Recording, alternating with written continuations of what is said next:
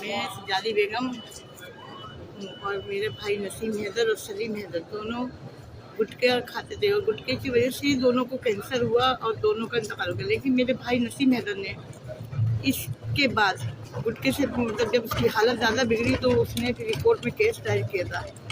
अब उसका तो इंतकाल हो गया दोनों भाइयों का, लेकिन मुझे वो कह के वसीयत करके कहता कि बाजी ये आपने केस लड़ना है और गुटखे को बंद कराना है, क्योंकि इससे बहुत सारी जानें जा रही हैं और बहुत अजियत से। मौत तो मुझे ये नहीं है कि मौत मर क्यों रहे हैं, लेकिन मरना एक इतनी अजियतनाक मौत मरना, इसलिए मैं चाहती हूँ कि गुटखे को हर जगह से बंद किया जाए, कहीं भी ये गुटखा ना रहे। ये पूरी कराची में सप्लाई हो रहा है। इसी बात ये कि मेरा केस जज असलाउद्दीन साहब के पास है। मैं आज कोर्ट आई हुई हूँ और मेरी जब तक सांसें हैं, मैं जब तक ये गुटखा बंद नहीं होगा मैं इसी तरह से लड़ती रहूँगी।